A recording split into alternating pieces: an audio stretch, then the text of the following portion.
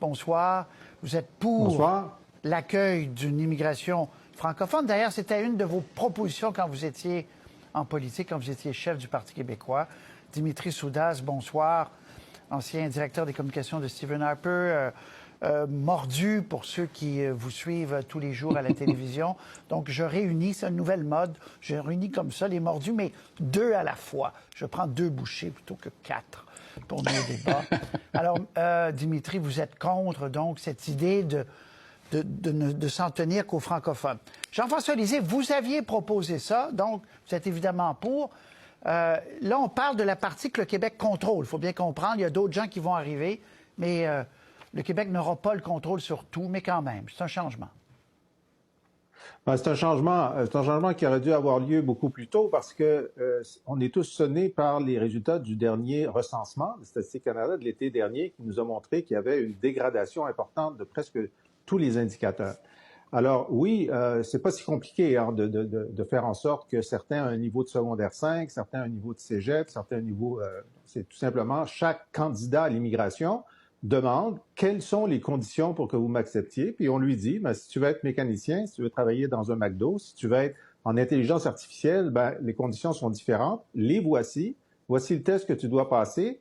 C'est facile d'apprendre le français dans l'endroit où tu es parce qu'il y a des cours de français partout dans le monde et en plus, on te rembourse ton cours si tu le réussis.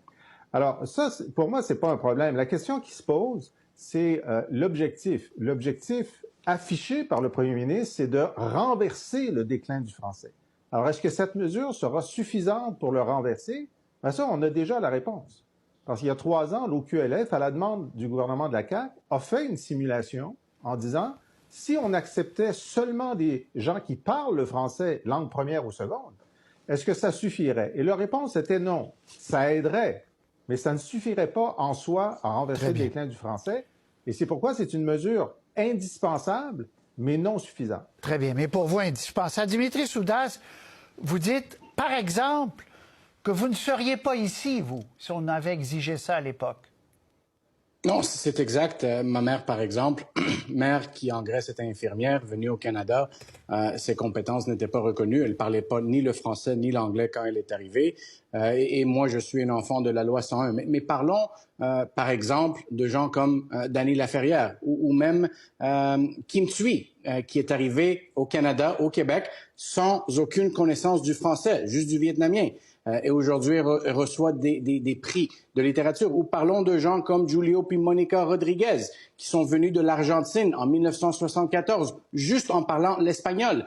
Et vous savez qu'est-ce qu'ils ont fait? Ils étaient professeurs à l'université de Sherbrooke, en français. Je pense qu'il faut, puis Jean-François, il parle en termes de proportion. Moi, j'aimerais parler en termes de nombre absolu.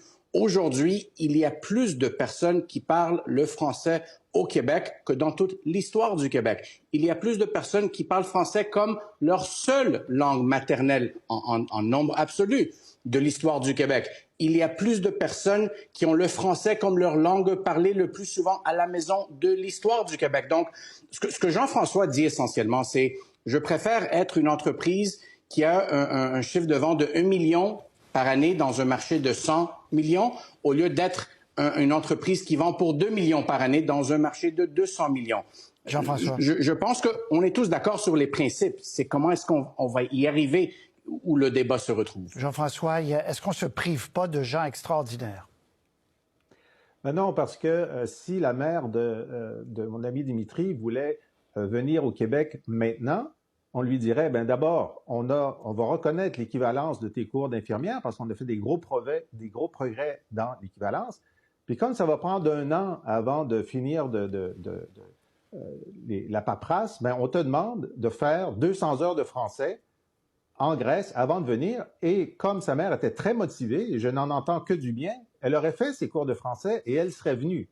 Alors, Kim Thuy, c'est une réfugiée. Alors, c'est pas un bon exemple. Dany Laferrière, ben, il parlait français en Haïti. Alors, c'est pas un bon exemple non plus, mais la question... Mais sa langue maternelle est le créole. L'arithmétique est vraie de Dimitri, mais c'est parce que dans les années 60, on était 6 millions. Maintenant, on est 8 millions. Puis dans quelques années, on va être 9 millions. Donc, en chiffre absolu, on va toujours être plus nombreux. Mais la question, c'est, est-ce qu'à l'intérieur de ce chiffre-là, la force de gravité de l'anglais est telle qu'on arrive à maintenir notre proportion. Or, les chiffres récents nous disent que ceux qui passent au français ou en anglais dans leur vie, donc leur langue première, ça devrait être au moins 80% pour le français, puisqu'on est 80%, c'est seulement 54%.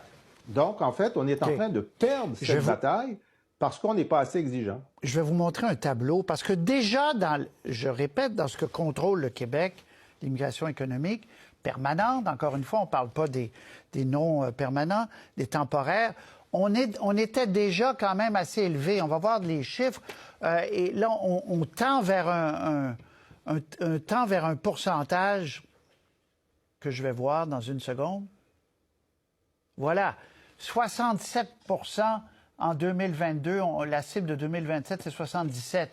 Immigrants économiques, donc uniquement ce que contrôle le Québec. On était déjà à 88%, Jean-François. On vise le 96%.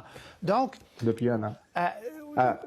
Oui, depuis un an, mais ils ont augmenté. Alors, est-ce que c'était nécessaire d'aller encore plus loin? Vous dites oui, Jean-François, il faut tendre vers l'absolu. Ben oui, ça, c'est des gens qui parlent le français. Ce pas des gens qui sont des francophones. En ce moment, sur l'île de Montréal, chaque année, 1% des jeunes francophones deviennent des anglophones. Ils parlent le français, et c'est d'ailleurs leur langue première.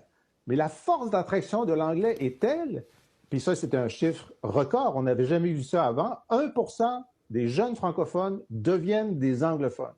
Alors, c'est sûr que si on amène même 96% de gens qui ont le français langue seconde, il n'y a rien qui dit qu'ils vont adopter le français comme langue première dans une génération, alors que s'ils vont à Toronto, il y a 99% des chances qu'ils vont adopter l'anglais comme langue première. Dimitri, est-ce que votre mère... La force d'attraction de l'anglais est tellement supérieure à celle du français que c'est pour ça que c'est pas suffisant. C'est nécessaire, mais c'est pas suffisant. Non, je comprends que c'est pas suffisant. Si Dimitri nie l'existence d'un déclin du français, ben qu'ils le disent. Dimitri, est-ce que les gens qui sont intéressés à venir ici, d'après vous, vont faire l'effort d'apprendre minimalement le français ou vont plutôt décider d'aller ailleurs dans certains cas, là? Mais vous savez, j'ai parlé à un boulanger en Gaspé. Vous savez ce qu'il m'a dit? Moi, j'ai besoin de main-d'œuvre. Envoyez-moi quelqu'un qui est capable de m'aider à combler la pénurie de main-d'œuvre et je vais m'occuper de sa francisation. Parce que quand on parle de français, on ne parle pas uniquement de la question de la langue. C'est la question de la culture. C'est des gens qui vont s'adapter à notre culture et à nos traditions aussi au Québec. Écoutez, vous savez, Patrice, j'étais en politique, je ne le serai plus. Le vrai débat ici, je pense, est le suivant. La réalité, c'est que les Québécois dits de souche, qui sont arrivés au Québec depuis des siècles, depuis plusieurs générations, la réalité, c'est que ces Québécois de souche francophones vont voir leur poids diminuer. C'est une réalité incontournable. Donc, est-ce qu'on fait un repli? J'ai regardé les statistiques en 1608, quand Samuel de Champlain a fondé Québec, ils étaient 28. Donc, est-ce qu'on ferme les frontières puis on dit on reste entre chez nous? Et la question qui se pose, est-ce qu'un Grec ou un Italien ou un Sénégalais qui est ici depuis 20, 30, 40 ans est aussi québécois que quelqu'un qui est ici, qui est un héritier de Louis Hébert, par exemple? Oui, mais la question, c'est est-ce qu'on peut leur demander d'apprendre le français en amont, avant, plutôt que de miser sur une francisation une fois qu'ils sont arrivés? C'est ça un peu le débat. Et là, le gouvernement a dit on va tenter de les convaincre d'apprendre le français avant, Jean-François. Vous dites ça, oui, on ne va pas perdre, vous n'avez pas peur de perdre des talents ou des... C'est ce que les Hollandais demandent, c'est ce que les... Quelle est votre question, Patrice? Est-ce que vous n'avez pas peur de perdre des talents, des gens qui seraient venus sinon, mais qui n'ont pas été capables, pour toutes sortes de raisons, d'apprendre le français? Ben, écoutez, Patrice, il faut faire un choix. Est-ce qu'on est prêt à perdre 100 soudeurs ou est-ce qu'on est prêt à perdre le français à Montréal? Moi, je ne veux pas perdre le français à Montréal. Et si un soudeur chilien dit « je ne veux pas passer du temps à apprendre le français avant de venir à Montréal ou à Gaspé », je lui dis « mais c'est très bien.